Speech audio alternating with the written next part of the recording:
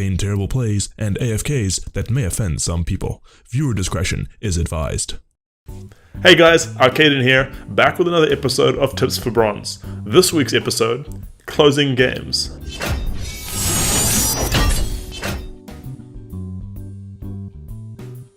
So this week I'm going to be showing you how to close games, which objectives you should prioritize, and how to apply pressure to different objectives to help you gain the advantage, as well as some handy hints to help you win the game.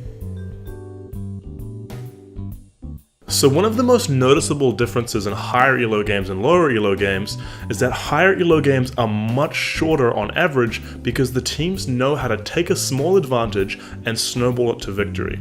The way that they do this is by constantly looking for the next available objective and taking a very small lead and then grabbing the next small objective and the next small objective until eventually they've accumulated a large lead and can close out the game by taking any objective they want. This is so important because by taking an objective, you are not only giving your team an advantage, but you are taking away the opportunity from your enemies. This creates gold and a power offset between you and the enemy team, and once you accumulate a big enough advantage, it allows you to just steamroll right over the enemy and take anything you want and win the game.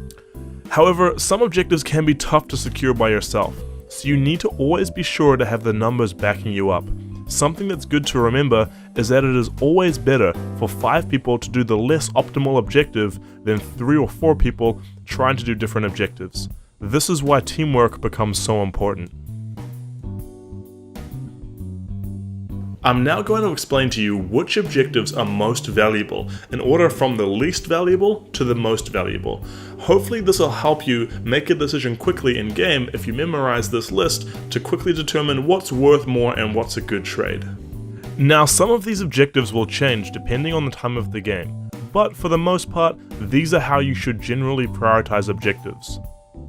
Caster minions, melee minions, cannon minions, neutral camps, scuttle crabs, red and blue buff, outer top turrets, bot outer turrets, first dragon,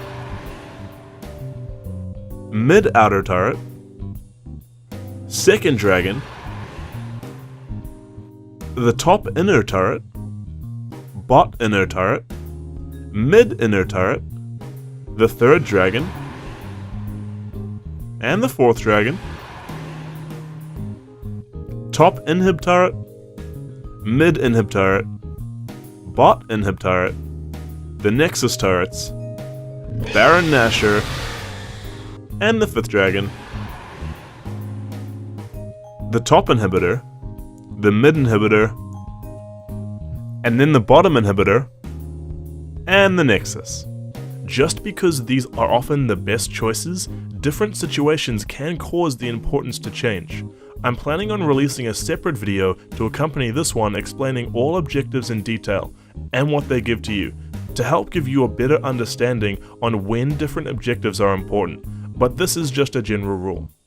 To quote a good friend of mine, Heifer, the importance of objectives is completely subjective on the state that the game is being played.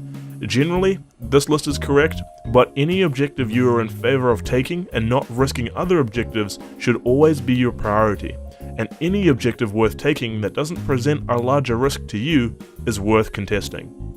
Now that's something to remember. So now you know which objectives you need to get, now you need to know how to get them from your enemy, because chances are they're not just going to lie down and let you take them. So here's some tips to help you with that. One is moving around the map. By going bot and shoving to the tower, then knowing that they are coming to stop you and preemptively running mid to start pushing mid, the enemy team will fall behind your team, allowing you to whittle down the objectives. This is what is commonly referred to as rotations. Another way to pressure objectives is to pressure multiple objectives at once. If running the enemy team around isn't working, having somebody push top while the rest of your team pressure dragon can mean they can only stop one of your attempts, so you end up getting at least something. It's important in these situations to remember, however, that you are likely outnumbered, so you need to get out safely and let the other guy secure your team the objective. Another thing is having vision, which really outlines why vision is so important in higher elo games. If you know where your enemies are, you can easily exploit them in being in the wrong spot and grab an objective.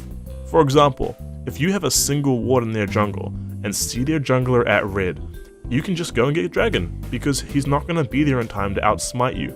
Your team is already around that area, and it's an uncontested big win, all because of a little ward.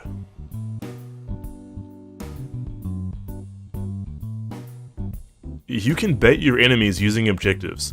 Surprisingly, one of the best ways to secure any objective is to have the entire enemy team dead.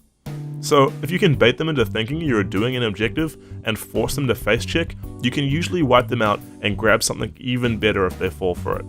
There is a trick you can do with minion waves to make them auto push, and I call this the 6th man wave, because it's like you have a 6th player in a lane applying pressure.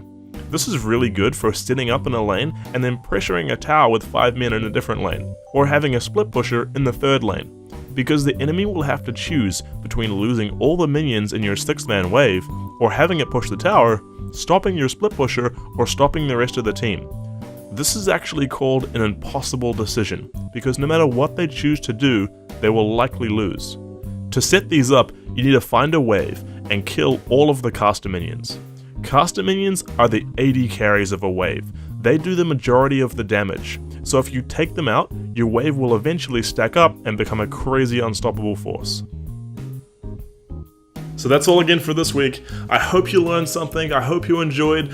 Once again, I'm looking forward to reading all your suggestions for upcoming episodes and what you thought of this one. And so until next time, Scurbs out. Wait. A quick public service announcement. Pen and Magic and I have started streaming. You can come visit us at www.twitch.tv/ScurbTV. We'll be streaming every week. I'll be streaming in the mornings or the afternoons, and Josh will be in the other ones. We'll be streaming every single weekday, about 8 hours a day, starting soon. And so come and check us out, support us, help us continue doing what we love doing and making these videos for you guys. And hopefully we can entertain you during the day while we make the videos and play a bit of League. We'll also be doing a 48-hour fundraiser to kick off the entire event on the 24th of April from Friday afternoon New Zealand time through till Sunday afternoon New Zealand time. And so come check us out, follow our Twitch channel, and hopefully you can support us during the fundraiser. We're going to have prizes from Riot. We got some Teemo hats, some plushies, some lanyards to give away, as well as some other cool stuff. We got RP to give out. It's just going to be, really great, and we'll really appreciate your support. So come check us out, and we'll see you then. Thanks. Welcome, friends, to Shopping with Brom, where I show you how to use items like we do in the Vrel.